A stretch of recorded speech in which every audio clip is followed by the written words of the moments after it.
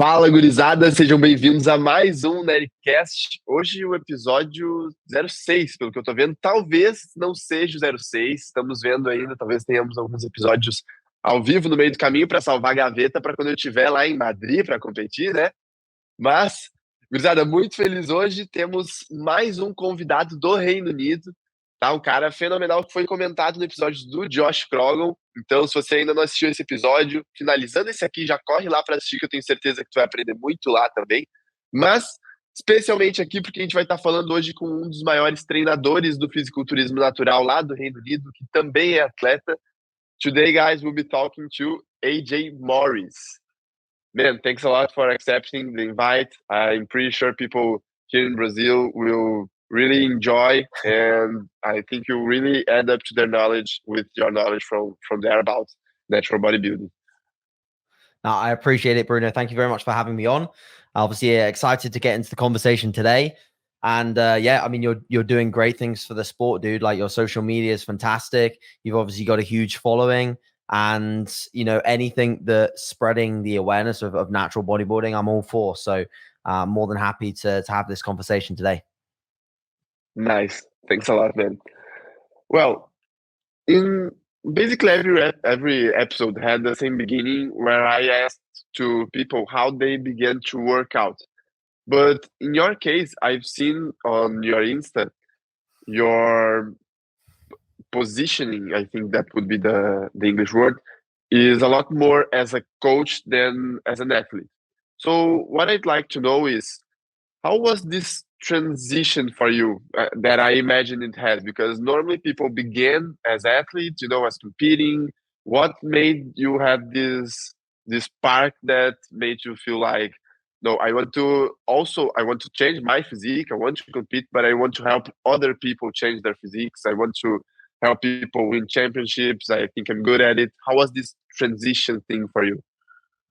Sure. So it's a really good question, actually, and it's funny that, and I completely understand. Like, from the outside looking in on my social media, it definitely looks like I am more of a coach than I am an athlete in a lot of ways, because obviously I share a lot of my clients on my page, and my page, if anyone follows it, will know that it's all training. I think the last personal physique update that I have posted was maybe this time last year, maybe a little bit earlier, maybe a year and a half ago, something like that. And I think just to touch on that is that I'm someone that I found a way that I really like to use social media. Back in 2021, when I did my last contest prep, I barely posted any physique updates that whole entire prep, and I was very focused on my end goal, my end process, everything, just to get me on stage and present the best package. And that worked extremely well for me. So from that point onwards, I've done less and less physique updates and more just training. My athlete process is still extremely up there in terms of what, how seriously I take it. My goals as an athlete are still incredibly high. I want to achieve a lot as an athlete myself, but I think, genuinely, like, the passion for coaching for me it has grown significantly ever since pretty much like 2015, when I first put an athlete on stage. I'm equally as invested in my athletes' processes as I am myself, as I'm my own process. So I get super excited about it. I share their whole journey. I post as much as I can of their journey on my page. So it ends up looking like, I'm mostly coaching because of the way that my social media works. But yeah, so coaching for me really came about in 2014. I did my first contest prep as a teenage athlete, and I shared that whole process online and made some good friends for it. And a lot of people ended up asking me questions about it and how I did it. At that point, online coaching was still like a very different place to what it is now. Online coaching has become massive over the last decade. There's so many coaches out there now. There's so many different options, and it's incredible. But at the same time, back then it was very different. Like, to be like an online coach wasn't really as well known. There was people out there like Lane Norton, Team 3DMJ, things like that. A lot of people that were doing it, but it wasn't everyone. It wasn't every athlete was an online coach. So there was definitely more of a kind of an opportunity and a gap to kind of start coaching. And I coached one of my closest friends at that point in time in 2015 for his first show, and he ended up doing really, really well. And then from there, I built a little bit of a name for myself. I guess my niche at that point when I was like 19 was mostly younger guys and girls. So I built a team of kind of mostly like juniors and teenage athletes that I'd put on stage. And then I just, ended up putting some pretty good athletes on stage that gained me awareness, and people were stepping on stage in really good condition, even at young ages. And it grew from there, and that's kind of how I got into the coaching, was just simply realizing that, I love to get on stage myself, but I also really, really love to help others and put them through the process as well. Nice. Since the beginning of your coaching experience, were you 100% centered on natural bodybuilding, or it at first wasn't, but then you began to focus on it? How was it? Sure. So that's an interesting discussion in regards to my own process, because when I started bodybuilding, the only bodybuilders that I really looked up to were all assisted, and I was more than aware of that. The first bodybuilder that I knew personally in a gym that I trained at was assisted, and he was like an idol to me. He was, massive, super strong. He was someone that I was like, okay, I want to be like that when I'm older, kind of thing. As I started to learn more, and especially as I went to my first ever contest, I then realized what you could achieve naturally. I was not aware of what you could achieve naturally. And I think nowadays, especially with socials, people are very quick to jump to the conclusion that someone's not natural because of the way that they look or how conditioned they get. And I urge those people to kind of actually just understand what the differences are. Go to a show that's assisted. Go to an assisted show. Go to an IFBB level show. Then go to a natural show, and you will see the differences. You will see a quite clear difference in muscularity. You'll also see some differences in conditioning. You might actually kind of, in some of the natural shows, you might actually prefer some of the conditioning that people bring, because I'm a true believer that there is a difference in the look. There is a difference in the look of a really shredded natural versus a really shredded assisted athlete. Don't get me wrong, assisted guys get peeled, but like there are minor differences that in natural athletes you don't quite get in assisted athletes.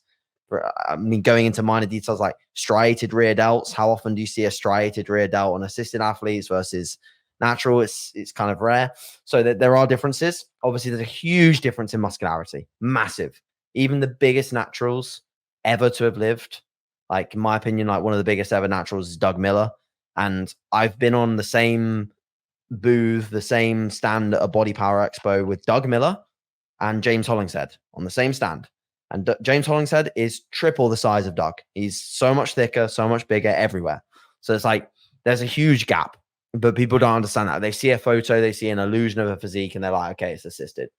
So, to get back to your question, I always sort of thought I'd go enhance. I saw what natural bodybuilders could do, and I was like, man, this is going to be good enough for me. Like I'm happy kind of pursuing that. And even now from a coaching standpoint, I've helped people in scenarios where I've been managing the training and nutrition and someone else has been managing the PEDs, and I've not enjoyed that. I've done it twice now and I don't enjoy it either time. So it's what I mean by not enjoying it is that I'll happily do it, and I have done it, but I feel like I'm behind on the process. Like I feel like I've lost a little bit of that control that I like to have as a coach, when someone else is making decisions that basically I have no decision over, because I don't possess the full knowledge to be able to coach someone with enhancement. And if I'm being totally upfront, I don't want to have the knowledge, because I actually think that the process of getting on stage as an assisted athlete is something that, of course, people will say, oh, I see, simple, you don't need to understand too much. For me, I love to just go all in on stuff that I'm really good at. And I know that I'm really good at prepping natural athletes. So I have spent my entire decade of coaching getting as good as I can possibly get at coaching naturals. So if I spend time getting understanding knowledge on PEDs, that's not going to help me understand how to coach naturals. There's elements of physiological understanding that can help you coach naturals, but most of it is only applicable for when you can actually use those exogenous hormones in a contest prep setting. So for me, it's something that I actually just don't want to coach. And I'll leave the people that are, professionals at their jobs to be able to do that.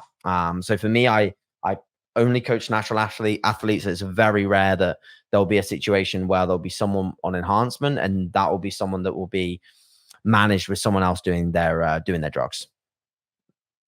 Nice. This that you said is something my friend Jamie Della Madrid is currently the only Brazilian with a WNBF pro card. I'm also like going for it, maybe on September 30. But what? Of course, yeah. No, that's good. That's good, man. Yeah. I like the goals.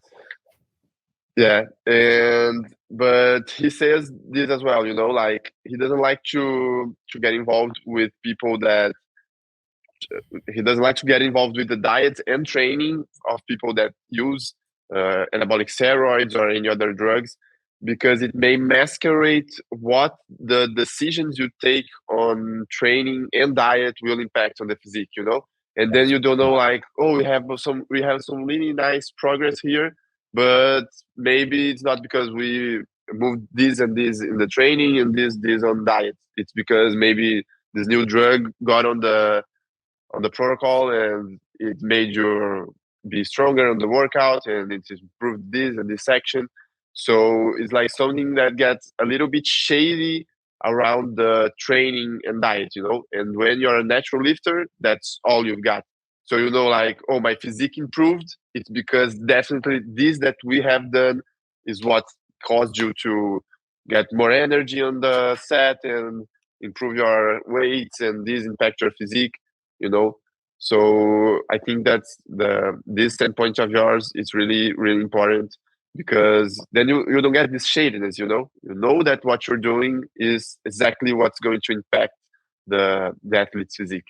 That's really nice. Yeah, that's it 100%. Yeah, well, when now talking about when you began to work out, because if you started coaching at 2015, then yes, I think that there must have been some working out, some training baggage before it, So Yes. How was it? How was your beginning? Was while on school? Sure. So my beginning really started when I kind of ended another aspect of like my sporting background. So to give a little bit more information, from the age of like 6-7 years old until I was 8, I played football. Loved football. I played every week, and that was my thing. And I didn't really have like any. Obviously, when you're at that age, unless you're really like passionate about it, you probably don't have any like clear direction as to what you're gonna be and what you're gonna do when you're older. You just do it because you love it and you're with your friends. So that was kind of my thing. And then at 8 years old, I kind of got the opportunity. My dad was really into motorsport, and so I grew up watching motorsport.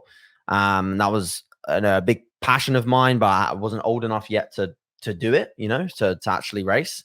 But 8 years old at that time was like the youngest you could race. So when I was 8, I started karting, and then that was like a thing that kind of took up most weekends. So I kind of had to made the decision whether I was going to play football or race karts, and it was clear for me it was always going to be karting.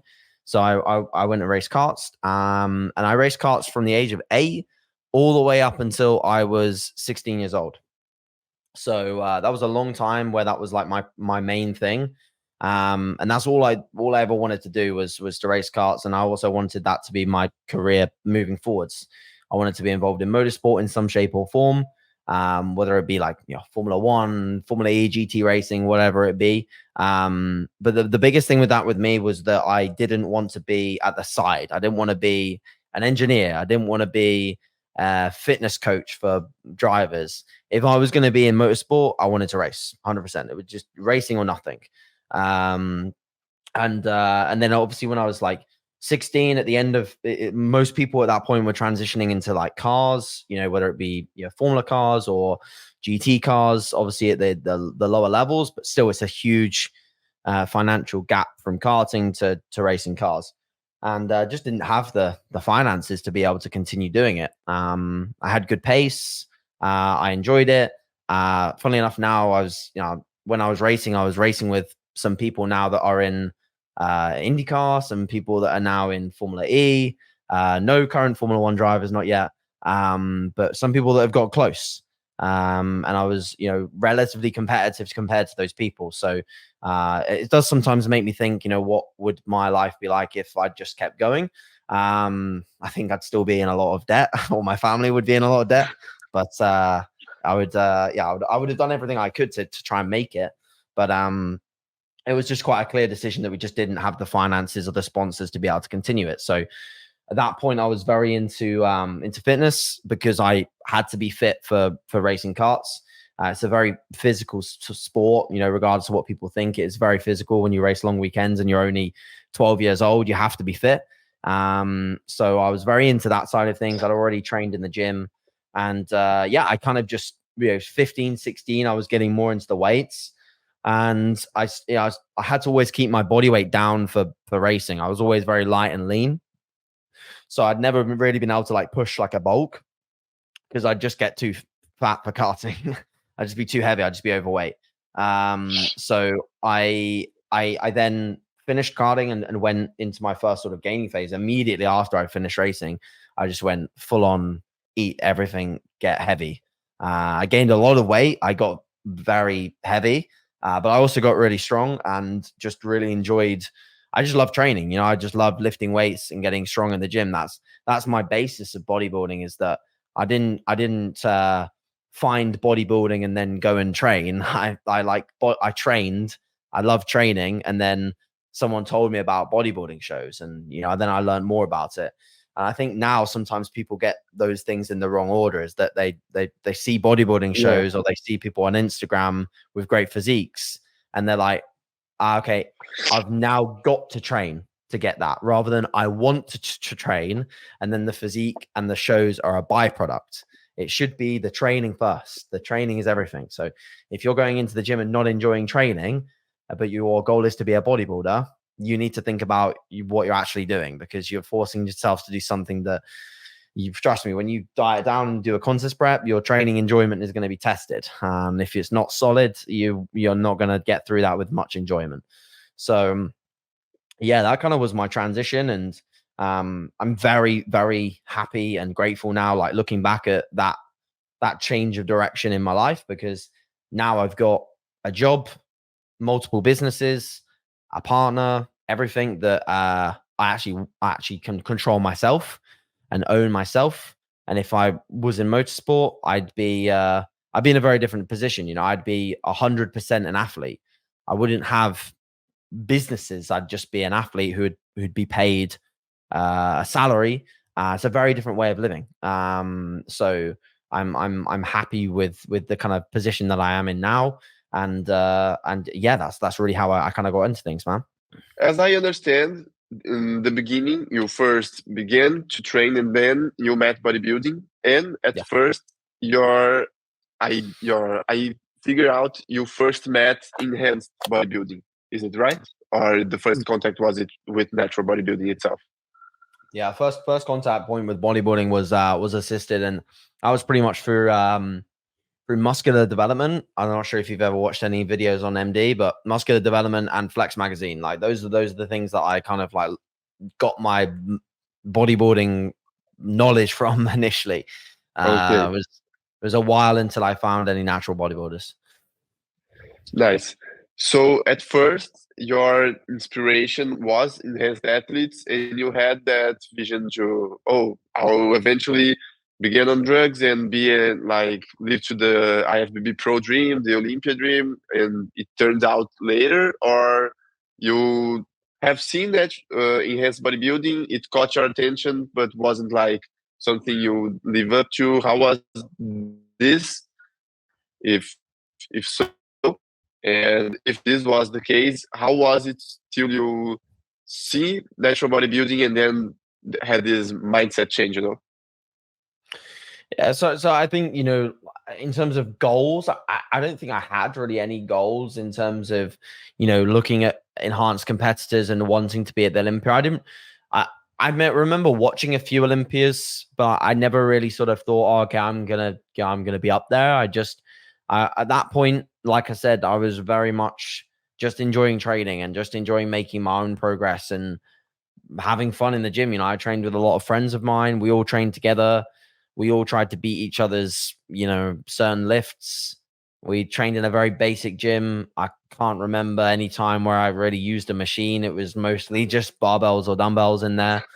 And we just kind of got after it. And I think the understanding at that point for me was that I looked around the gym and I made this simple correlation. And this was like something that I made at like 14, 15 years old. I looked around the gym and I saw who was the biggest. And I always saw, okay, that individual that's the biggest is lifting the heaviest weights on most things. He's super strong across the board. And that to me was my only correlation of how to get big, was that some people are much stronger than me. If I want to look close to them, I've got to get stronger. Simple as that. And I know it sounds in today's terminology too basic, because surely there's other things that should play a role. But that was literally what made me progress probably some of the most in my own training careers, that all I cared about was getting strong with, of course, good form and being safe, and not just getting brutally strong with everything I could, doing stuff in different rep ranges, etc. That's what I saw at like a young age. And I think what people see now at a young age is a very different way to get into the gym. Like they suddenly have to know how to line up a lat pull down with their lats completely perfectly. They have to understand all divisions of the lats and hit them all perfectly. They have to understand resistance profiles and set up exercises with perfect profiles. It's like, man, like you're skipping to like level 10. Like it starts at level 1, Exactly. So sorry to go off topic a little bit, but yeah, that's kind of all the same discussion of the fact, like, I didn't really have like any massive competitive goals to get to like Olympia or a pro card or anything like that. I just literally just love lifting. And then first natural bodybuilder encounter was just my first ever show. I just did a natural show. I didn't even know what to expect. At that point, must admit, 2014, wasn't really much people like on social media, like, yeah, there was, of course, social media. I don't even know when Instagram first got set up. Maybe it was like 2012 or 2011 or something like that. But there wasn't really many people showing their bodybuilding progress on Instagram. So you didn't, like nowadays, you scroll and you go on an explore page if you're a part of fitness community, and you see thousands of different reels of bodybuilders all left, right, and center. So you can find people a little bit easier. But I didn't even know. And then, when I got to my first show, I competed, and then there was quite a few people in the teenage category, and there was some really good people in the men's categories. I remember a guy called Jamie who won the overall at that specific show, which funnily enough, this specific show, my first ever show back in 2014, is actually this coming weekend. I've got 2 athletes in the show. So it's a special show for me, like going back to that kind of specific one. And I remember following him and seeing his social media, and it was just, like pictures of his meals and the occasional picture of his physique when he did a show, but that was it. It wasn't any training footage. It wasn't nothing. But I just messaged him and asked him a few questions about how he does things. And that was kind of like my first interaction with a natural bodybuilder, really. And from there, I was kind of hooked. I knew that if I could look anything like him, I'd be pretty happy with my progress. Nice. Man, something you said is something I say here as well, and like in a little different way, which is about strength. Here, I always say to people who follow me that you will never see a big natural athlete, with some muscle mass added, like with real size, that it's not strong. You won't, because progressive overload is like the basis, for you to move more weight in your body, to put some more weight. 100%. And so so that's it. You have to get stronger, so you get big. Especially in our case, where you don't have drugs to do so. So you must rely basically on training to do it. Yes. Yeah, 100%. I mean, to make a bit of a correlation on this one, it's like one of the things that frustrates me that people say at the moment is that powerlifters are not big. Now, if you look in gyms at the moment and you look for some powerlifters that are not tied to a weight class, so you look for powerlifters that not really like they're not competing in the super lightweight divisions where they purposely keep their weight down, and you find like a 21-year-old powerlifter that's doing some of these like powerlifters nowadays, man, I don't know, but like they're monsters. They're way crazier than they used to be. Like it's so common now for people to be pulling like way above 300 kilos off the floor, whether it's sumo, conventional, whatever.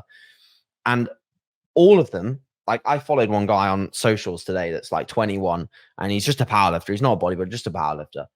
And he's massive, absolutely huge. He's 100% definitely a natural athlete, but he is huge. And he's far, far, far bigger than the people that are, all they care about is setting up like the perfect pull down and the perfect chest press on cables or whatever, because all he's cared about is powerlifting. All he's cared about is whether he's benching more. And he's probably done, like from his page, you can see he's doing multiple different rep ranges. He's not just pulling singles. And he's also, key variable here, he's probably not learned a huge amount of power about powerlifting at the moment, where he's not holding back intensity massively, because a lot of the powerlifters don't progress hypertrophy wise that much because a lot of the work they do is skill based. So they leave loads of reps in the tank. But the powerlifters who are just like learning powerlifting and animals and just attack weights and train probably a little bit too often to failure are absolutely way ahead of the people that are not caring about strength and are just caring about setting up these exercises that really are left for the people that need to be taking things to that next level, that final bit of progress that they're trying to find in their physique. IFBB pros, perhaps natural pros, that are really like, 30 plus years old, perhaps maybe a little bit younger, that are really, really trying to get absolutely everything out of their training.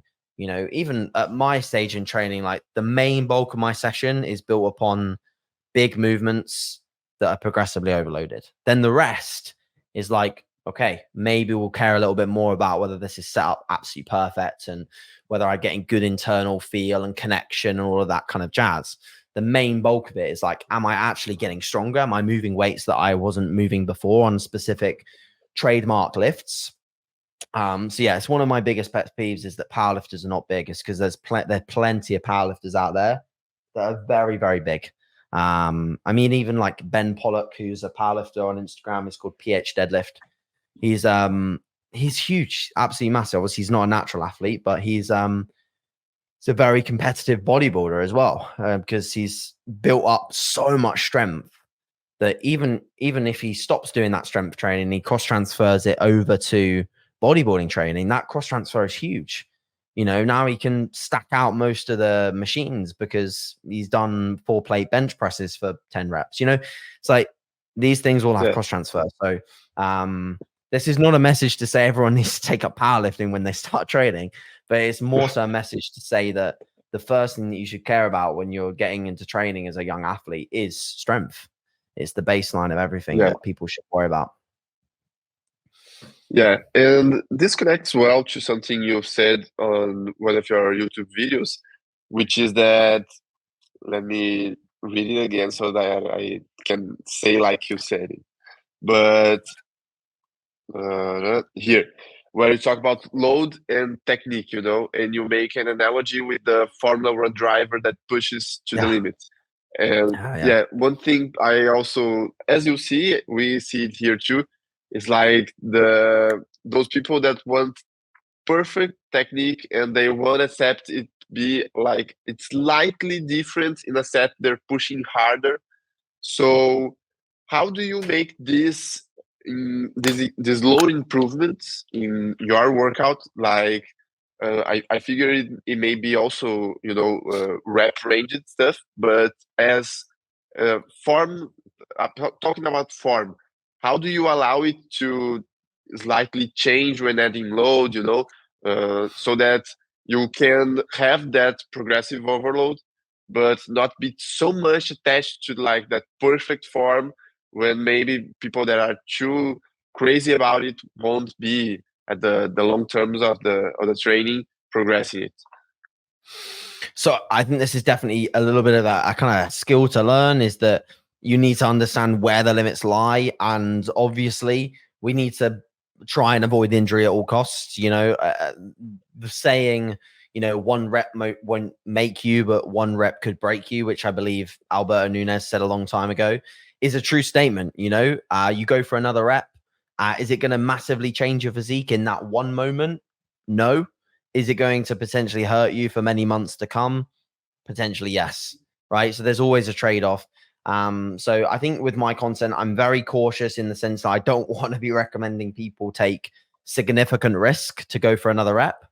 But what I do want to try and demonstrate is that the chase for this like perfect execution often lands you with far less load than you really could be using. I mean, I've seen it before. Obviously, I work with a lot of people. I work with a lot of clients. I work with clients that are at a lot of different levels as well. I work with professional athletes, and I work with people that are working towards their first ever show. All competitors, but I work with a variety of people. Now, I've seen people get to close to double their loading with just telling them to push harder and not focus solely on execution. I said, look, your execution is perfect, but do this same execution with 2 more plates on the machine, and I promise you can do it. And they come back next week and they've done it. They're holding themselves back because like they're so focused on like, right, this has to look perfect. It's going across to AJ. He's going to be reviewing my form. He's going to rip me apart if it's bad. It's got to be really good. And they look like they're in some sort of like, exercise library video that you make for your clients. Like that's not proper training. That's showing someone how to do an exercise. Training and exercising are very different things. So learning to train, to actually train hard, is one of the biggest skills you can have. I think having a training partner or someone to push you, like a coach that you could train with, that allows you to have that in-person check with form and intensity is unparalleled. That's a great opportunity, because for myself, my training took the biggest leap forwards when I actually started training with people that could train harder than me. I got a lot of opportunities to train with people over the course of 2018, 2019. And I got to train with Cuba for like a whole year and a half as well. Like, and I thought I trained hard, before I started training with those guys. And man, I like that instilled a mentality in me that I've never let go of that. I've never let go of this kind of gritty work ethic mentality that was instilled with me by training with people that could simply just push harder than I could, that had a mindset towards lifting that I didn't quite have at that point. I think a lot of people are too precious over their mindset sometimes. Like they think that they train really hard and they're afraid to get critiqued. They're afraid to be able to, be told that they could train harder. So yeah, surround yourself with people that can give you honest feedback, that can push you that little bit further and can get you to challenge yourself. And, don't be afraid of doing a set that perhaps doesn't look perfect in a video. And then you're like, all right, okay, cool. I've got to potentially just look to improve the execution a tiny bit, not a huge amount, but just a tiny bit with that same weight. And then I go after it again. It's much better to do that than to hold yourself back, 50%, 20%, whatever, for a long period of time, because then you're basically you're what I call like sandbagging progression, which basically means you're just soft blowing progression. So, if for example, that person that started with a 50% less than they should have done, then progressively overloads every week, it will take them a whole year to get to a hard set. It will take them ages of like 5 kilo increments to get to a hard set. So you may as well start with a hard set that potentially, again, needs a bit of work. And then you work on that. And then you set yourself up for a long chain of actual hard progressions. Nice. Man, something I've also seen you said, in I think that it's in the same video, or maybe like the next one, is about how it's not on these words, but it's about how mental is an important thing in your workout. That you say you want to progress your sets, you need to stay in the set. And that's a really mental thing. So that you can focus on that moment right now, not focus on anything external. And I remove my feet here, and really miss the focus of the set. How do you Yeah. see the mental thing on a workout, and how do you work this with your clients? Because for me, I see this much as one of the most important things for a natural bodybuilder. Because if you have like pretty good genetics, but you don't have the mental required to the mindset required to go on a prep, go on diet for long periods, to experience bad workouts, because when you're on a restricted diet, eventually it may happen. So how do you work this mental thing with your clients? Sure. So I think again, this is something that just comes with time and experience. So the first time that you go through a phase of a training block and you're trying to make progressions, you're going to be working on so many different things all at once, whether it's execution, whether it's focus, whatever. That you gradually build the skill of doing that, and then the same thing applies to kind of managing emotional response. I think that's something that a lot of people need to work on. I've had to work on it a lot. My first preps, I'd get very emotional about bad sessions. I'd get frustrated. I'd get annoyed. And now I think, moving into what will be like my 6th ever contest prep next year, my emotional state towards understanding the process is so well trained that I'm very stoic throughout the whole thing. I'm very level headed. I'm very calm. I kind of know what's going to happen. That my expectations are there. So what I do with clients is I kind of build in what my expectations are of their contest prep, so that they can understand, okay, right, this is normal. This is what I should be expecting, rather than going in bit blind, and not knowing what to expect. With the whole focus towards a set, I think people can work on that by, funnily enough, just filming themselves. I know it sounds like a bit twisted, because people would think, oh, I'm filming myself, surely I should be just focusing on training. But filming yourself actually just helps you understand what your sets are looking like. If your sets are looking hectic and all over the place and you're not focused, you will see that in the recording of your set. But if your set looks like very calm, very well paced, and your focus is in the right place and you're not all over the shop, you'll then understand, okay, right, I've got what I need to do. I got what I need, and I don't need to necessarily film all of my sets unless you're a content creator or whatever. So, a lot of people would benefit from filming their training, and that's not to say you have to film every single exercise. You don't only have to film a few to understand what you can get better at. And also trying to find the right external factors and stimulus that affect you in a given workout. So, for me, it's just like certain sessions I listen to certain music, certain sessions I won't listen to that music. Before a session, I'll turn my phone on to do not disturb, so I don't get messages from clients when I train. I don't get emails. I don't get phone calls. I don't get anything. Like when I train, it's just train. So, the only thing I would do is part my phone up on a little clicker tripod and film a set, and that's it.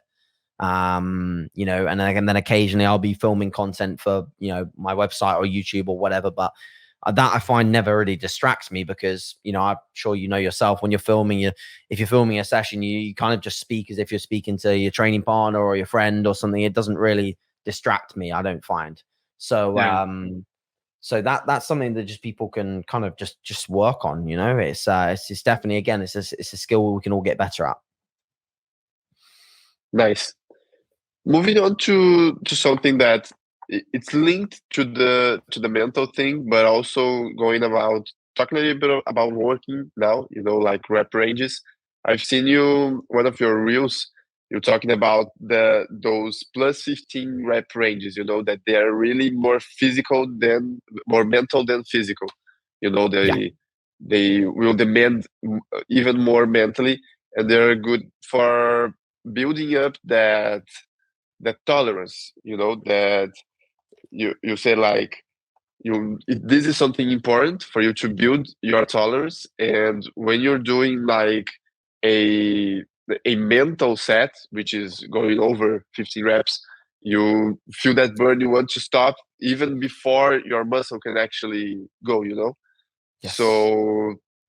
So how do you see the importance of these sets, plus 15 reps? Do you usually work with these rep ranges? Do you work with them because also from a physiological point of view, or it's more like this, like, oh, this is a set where I'll push myself mentally and it will make me stronger for other sets? What's your methodology behind them, and how do you usually use them? Yeah, so it's a really good question. I think typically when we look at trying to understanding failure, typically 8 to 12 rep ranges will work better for that, just because we're not getting that same metabolite buildup that we're getting within the 15 plus rep range, that painful blood flow and sensation of your legs wanting to explode, or another body part, but typically the legs, that's going to be the most painful body part to do in these rep ranges. But you're right in saying that they have a special kind of attribute to those sets, that they do build mental resilience. They build the awareness of where your pain thresholds are. And again, I'm a big believer that if you want big legs, you've got to be able to work through certain pain thresholds. Obviously, some people are limited by certain, joint, tendon, ligament pain, whatever. But if you've got a healthy set of joints and you can push things, typically I'll see those rep ranges creep into people's plans when the time's right. Typically they won't feature when someone's in the depths of a contest prep, because it's just kind of a little bit nonsensical. It doesn't make sense to just drive up fatigue massively high. At that point, it can be fun, but often fun is not what's actually going to give you the best results in a lot of cases. So the fun stuff can kind of happen in the off season. Like for example, right now when I'm training legs, if I'm on a good day and I'm feeling well recovered and I'm fresh, I'll go and do something that perhaps wouldn't feature in a contest prep setting, like a Widowmaker set, where I'll take a set as long as I can possibly take it with rest pause, take something that I can normally just do for 10 reps and take it all the way to 20 without racking it. And you come out of those sets and you're completely messed up, but you've taken yourself to a place where most people don't go, and equally, if you can do that and you can keep the form solid and you can stay on the muscle, there's a ton of effective reps to be had within that set, within a cluster set or within a high rep range set. Because especially if you are pausing it a little bit and, you're accumulating more and more kind of micro sets, the amount of mechanical tension that's going to create is huge, because you're doing several really, really hard reps within that given set. So yeah, and I think when you look at sort of like understanding hypertrophy and looking at research and things like that, people will say, that rep range doesn't matter, and that mechanical tension is the main driver, and if we just do sets, it doesn't matter what rep range we do as long as they're sort of within that sort of 6 to potentially 20 rep range. But I do think that there's something that, from a visual appearance standpoint, people that I've had run high rep range hacks or leg presses, typically there's a slightly fuller, rounder look to the muscle that they've created. Again, this is a very bro sciencey thing for me to say, but I like to think that I'm a coach that I don't just use research. I don't just use what, papers will say that it's the right way to do things, or that, very, very clued up people will say the right thing is to do this. I will also look at what is actually driving results. And that might be a bit of my meathead mindset, but I'm definitely a combination of a bit of like a meathead mindset, where I just look at something and say, okay, someone's got really good results with this, we need to try it. And then it works. You can't, that's literally research right in front of you. It's just with a client, it's not with a group study. So I like to do these things occasionally. And if it works for someone, fantastic, we'll keep it in. Nice. Some stuff that I would also like to talk about, and then now I think it will be more like a methodology thing. But something I found really nice on your push workout is that, okay, it's going to be like a more chest and shoulder tricep biased work, but you also began doing an upper back row, so that you stimulate the blood flow there. Is that something you usually do, and how you see it impact your training? So like specifically with that, like from an athlete standpoint, that's very personal to myself because I suffer with like a lot of trap and neck issues. These are mostly driven towards the fact that when I get into off season, like I deposit quite a lot of not just like muscle, but also like a bit of body fat, like around my neck and my traps. So it kind of locks me up. It doesn't impede my mobility, but it impedes like tightness. And also I do a lot of heavy pulling. So I do a lot of heavy rows. I do a lot of heavy hinges. So like the constant soreness throughout my upper back and like just my general thoracic region is always quite high. My hacks are also contributing to that as well because I'm holding a lot of weight. Despite it being a hack squat, there's still a lot of pressure going through the upper back. So my upper back really never gets rest.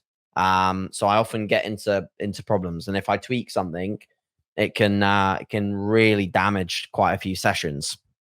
So before I go into presses, I do some form of upper back work. It's warm up based. It's not like hard or heavy, but it's warm up based. I could call it prep work, whatever you want to call it. But because in a lot of presses we're getting into to maintain, especially on like a pec dominant press, to maintain positioning, to keep the chest in front of the delts, to make sure that they're the primary mover, we need thoracic extension. And if we go into the thoracic extension with a tight upper back and tight traps, it's a recipe for getting a tweak. So getting myself through protraction and retraction with like an upper back row just opens up that space a little bit more for me to be better able to press and safer. Nice. Yeah, I've seen this video, I think like yesterday. And as you said, like that protraction, retraction, scapular movement, I usually use this with clients that have a kyphosis pattern, so that we can strengthen up the back, and by this doing this, we can improve the posture. But I've never seen anyone use it like you, from this point of view of like, send some blood flow, so you can maybe control it better, can get more stability on the bench. And I myself get a lot of tweaks on the traps and a little bit on the back of the neck, because we that work with online coaching is a lot of sitting down, like making check-ins, talking to clients. So we're usually putting a lot of tension on this area. And sometimes when I do bench presses, especially that I'm doing them on this prep, I usually feel this lack of stability, but not especially from stability, because I'm not like with a step back to push really hard into the bench because of it, because I'm feeling that it's not quite well. So it's something that I would definitely try, now before my next push session, to see if I can get this more stability, because it's something I found really nice. That's why I wanted to talk about it here, because maybe it will help someone else. And that's really what you said, is like, it's a personal thing, but a lot of people may find themselves in a similar situation like me. So maybe it will improve their workouts as well. Well, talking now a little bit more about methodology, I've seen you're putting the leg extensions before the hack on your legs workout. And it's more like two questions about this topic, First, why do you like this configuration, of doing the leg extension before the hack? Because as I see, like, the hack is an exercise that would cause more fatigue, because it's somewhere you can put more load, and so why putting the leg extension before is something I would like you to explain, that I found really nice as well. That in the same video that you explained this, that you're doing the leg extension before the hack, you say on the description of the post that you're doing it since now because soon you begin a prep dieting. So you want to get used to this workout so that when you start diet, you already have some background on this log, you know.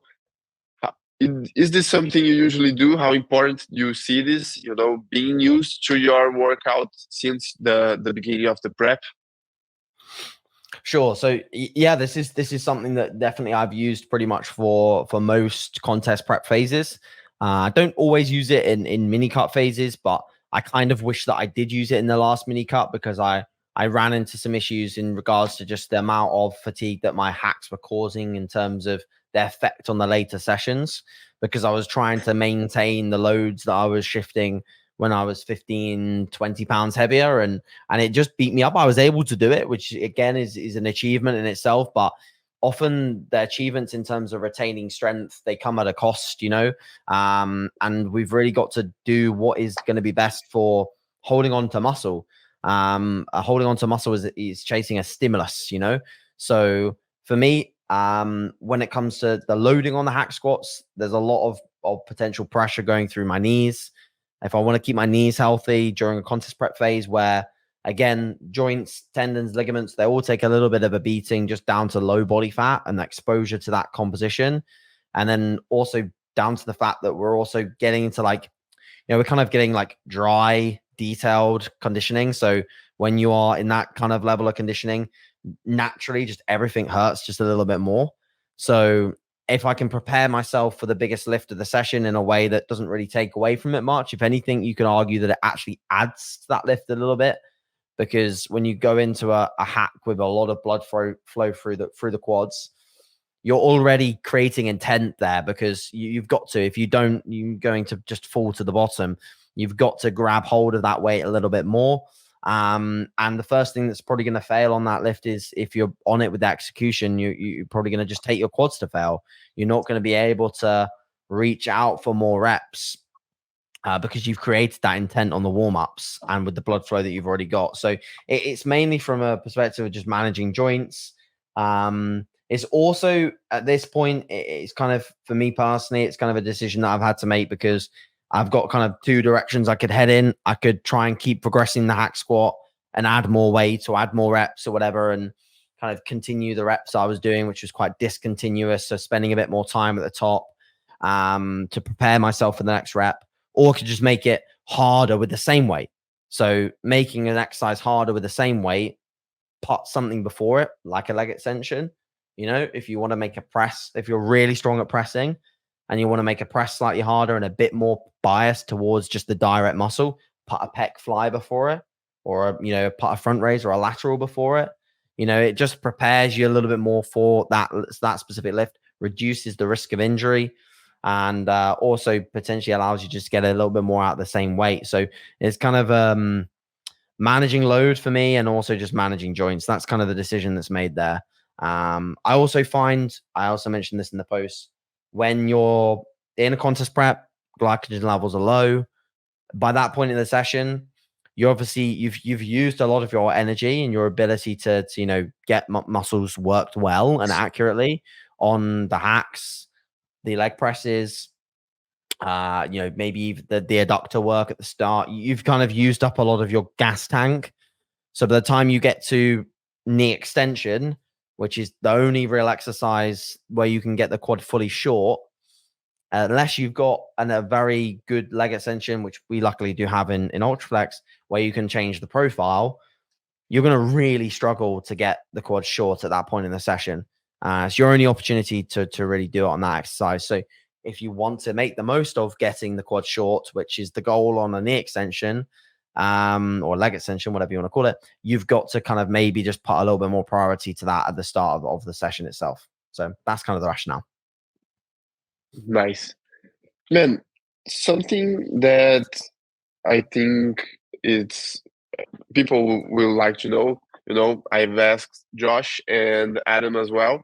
They had really different point of views. I think you may have like a point of view similar to Adam's, which is the how do you base your workout, you know, like Josh has a really machine-based workout, like really machines. Yeah. Adams is a little bit mixed workout, a little bit of barbell, a little bit of machines, a little bit of cables, but having like both on it, but maintaining the basics, like the basic lifts, like deadlift, barbell rows. Now he started squats again, right? So how's the way you see the workout, how you like to work? You are more a machine-based guy. You prefer to keep the basics and use machines. How do you usually see it? So I think a bit of both, to be honest. Like, I think you've got to kind of find things that work well for you. So, for example, I think it's unless you've got a lot of lower back issues, for me, it's a non-negotiable that you pick something heavy off the floor. Non-negotiable. The reason behind that is you just won't have a three-dimensional look to your back without doing so. You won't have erectors, and you won't have that depth to your back that other people have from pulling stuff off the floor. So whether you row, whether you deadlift, whether you stiff leg deadlift, whether you RDL, whether whatever, you pick something heavy off the floor. So like that for me is a non-negotiable, done with a barbell.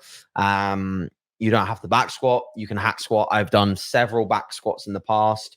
I've achieved in this off season a couple of lifts that I really wanted to do, which was I squatted back squat 180 for 20 and 220 for 10, which were the two lifts that I wanted to box off. And again, in that moment, when I achieved those lifts, I was like, right, that's kind of that exercise. That's what the goal I wanted to achieve with it. Now let's move to something which potentially is going to allow for a bit more safety and a bit more effective work for my quads, which for me is like the hack squat. So I've been hack squatting for a huge amount of time now.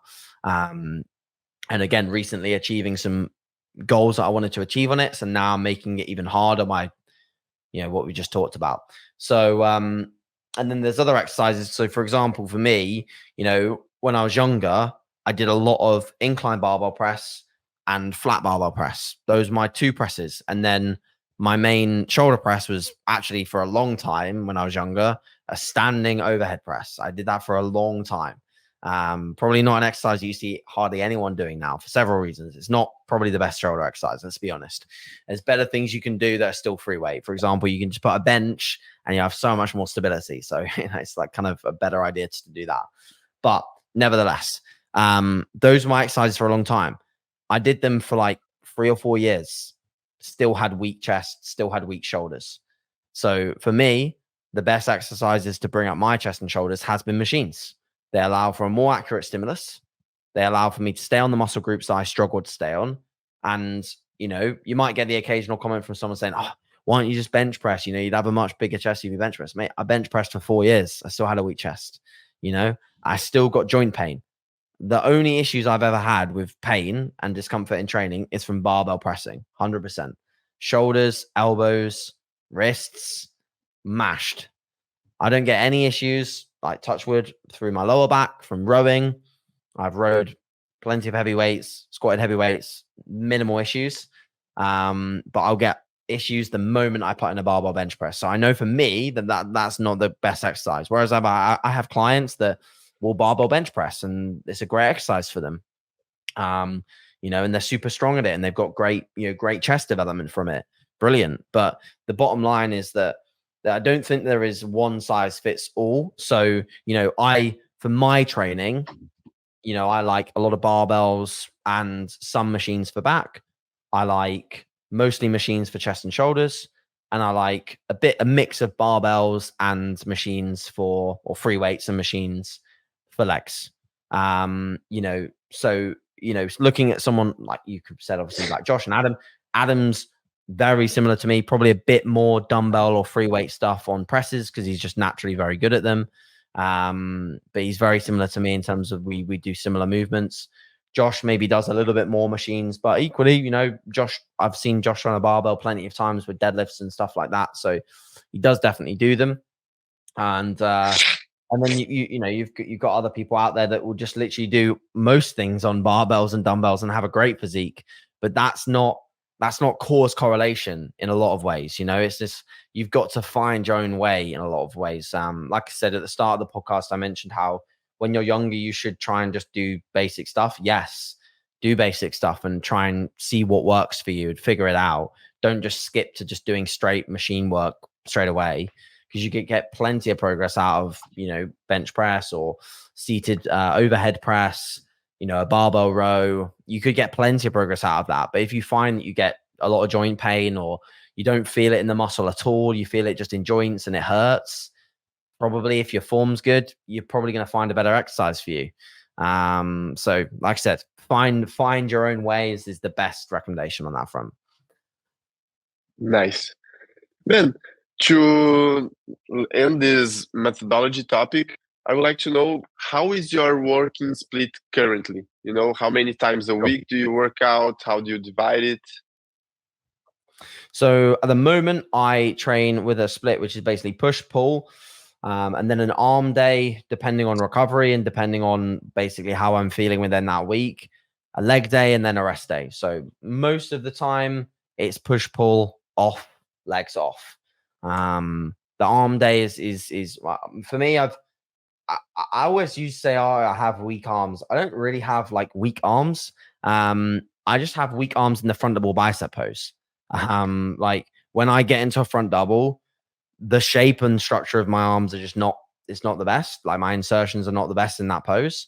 So I've had to kind of focus a bit more on arms to bring up that pose. When I'm in every other pose, even the back double bicep, they're not as weak. And it's like that's my specificity for that day, is that I've had to kind of direct a bit more focus on them to bring them up to the level that I want them at. And let's be honest, your arms can never really be too big, like unless they're like ridiculously massive, they can never really be too big. So it's a fairly balanced split, and it allows for plenty of recovery between the bigger sessions, which are of course pull and legs. Nice. And how many sets do you usually do per muscle group? That's a good question, to be honest. I've never really been one to count every single set that I do, like, and just think about the numbers too much. I work with obviously a set amount of volume, which is tracked in my logbook, and I'll listen to my logbook numbers and I'll go from there. Like it very much varies per session. So, for example, at the moment I do 5 sets for quads, 2 sets for hamstrings, 1 set for adductors on a leg day. On a pull day, it could be anywhere between 4 to 6 sets for lats, 4 sets for upper back, 1 set for hinge, 6 sets for biceps. On a push day, we're looking at 6 sets for chest, 6 to 8 sets for chest, 8 sets for shoulders, 6 sets for triceps. That's pretty much it.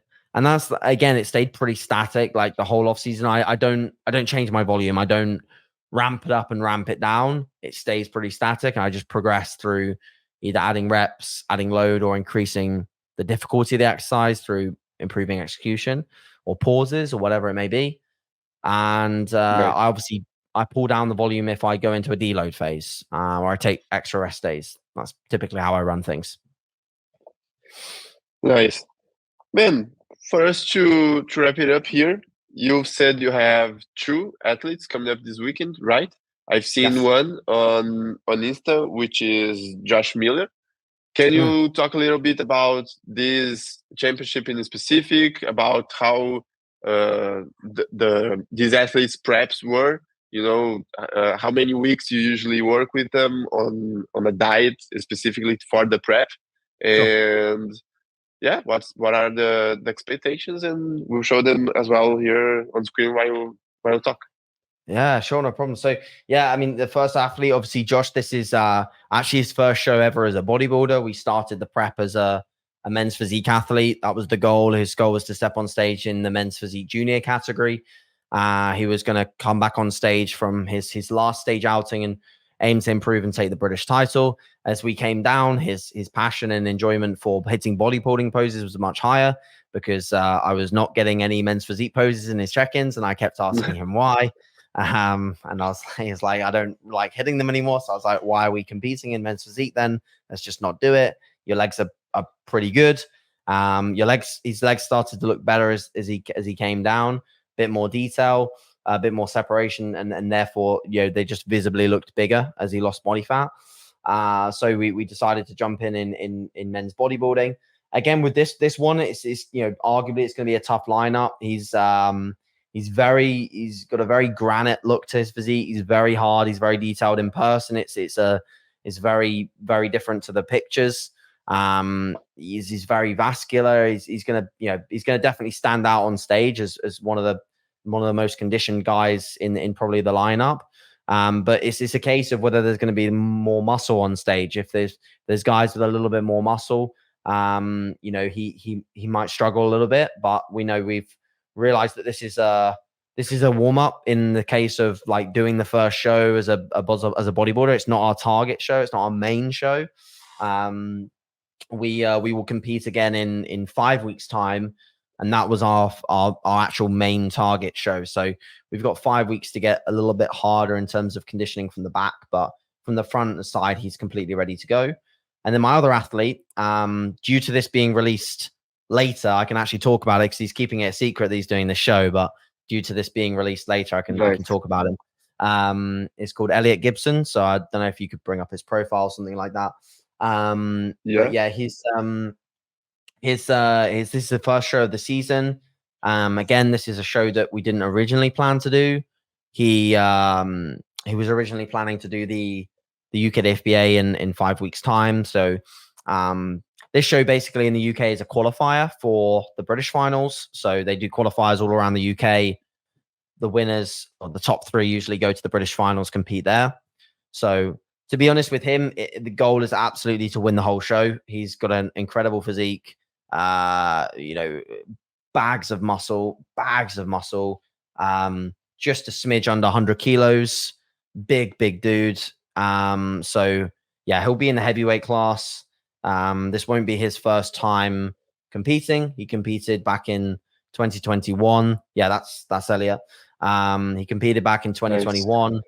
And he did well. I've seen him. Yeah, you will have seen him probably on my story or something. So he competed back in 2021, and he did really well. He placed second at the British finals in the novice class, which was tough. Placed second to a guy called Lewis Jones, who's now gone assisted and looks amazing assisted. But yeah, he's gonna do really well. He's gonna do really well.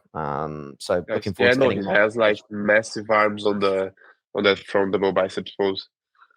Huge, yeah, huge. Yeah. He's a big guy, 100%. Yeah. So looking forward to and this is Josh Miller. He'll be also going on bodybuilding, right? Yeah, junior bodybuilder. It's going to be a WNBF show or a PNBA show?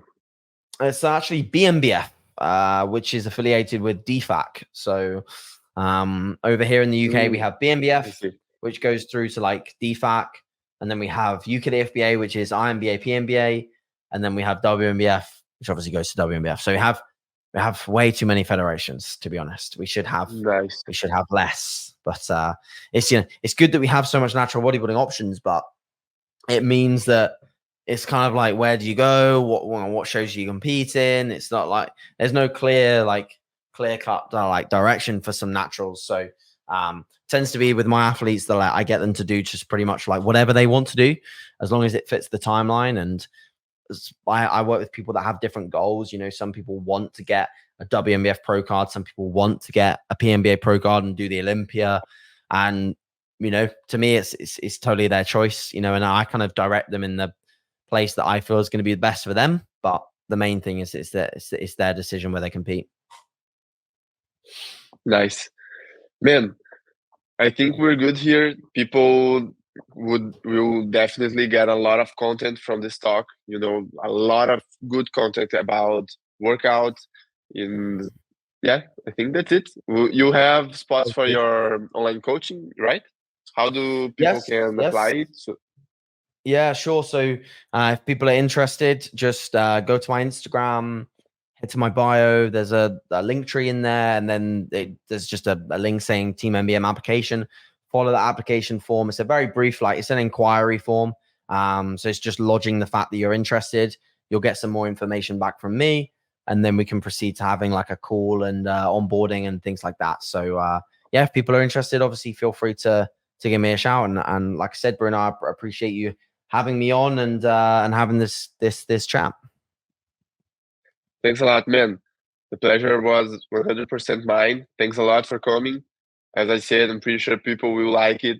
And I think it's really important, and I would really like to thank you, because you coming here, it's something that will definitely make natural bodybuilding here in Brazil go up front, because people need even more and more knowledge and especially see how the natural bodybuilding scenario is outside from Brazil, because here it's really an embryonic thing, and we see a lot of natural athletes going in hands just because they don't see the possibility of being natural athletes here, because it's beginning now. We just had a recent federation last year. We have ENBA here, and next year, in 2024, me and Jaime de la Madrid will be bringing WNBF Brazil.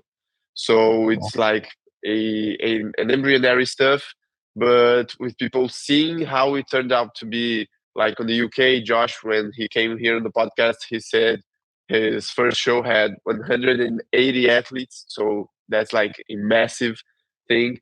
And this is something we get really excited to know. So thanks a lot for coming and talking about this reality you experience in the UK. Pleasure, dude. Thanks, man. Pleasure, anytime. Gurizada, esse foi mais um episódio do NattyCast, tá? Não sei se será o episódio 6 ou será um pouco depois, que talvez tenhamos alguns episódios ao vivo, tá? Uma mesa redonda sobre treinamento que eu tô organizando aí, que eu tenho certeza que vocês vão gostar bastante. Mas queria só agradecer quem ficou aqui até o final. Lembrando, se tu quer se inscrever no BM Team, maior time exclusivo para naturais do Brasil, o QR Code estará aparecendo na tela. Só jogar o QR Code ali já consegue ser direcionado para o nosso site. Se tu quer apoiar esse trabalho aqui, que é o NattyCast, meu trabalho no YouTube, meu trabalho no Instagram, tudo isso tu consegue fazer utilizando o cupom Brunão no site da Growth quando for comprar teus suplementos, tá? Isso é algo que me ajuda bastante. Então, muito obrigado a quem usa o cupom Brunão. Se tu assistiu até o final, não esquece de deixar aquele like, caso esteja vendo no YouTube, se inscrever no canal, deixar aí um comentário do que tu achou do episódio e outras pessoas que tu queira que eu traga aqui. E além disso, se está escutando no Spotify, não deixa de seguir o canal aí do NattyCast no Spotify para receber a atualização de episódio novo quando disponibilizar e de deixar uma avaliação positiva também, beleza? Um abraço para vocês e é isso, valeu!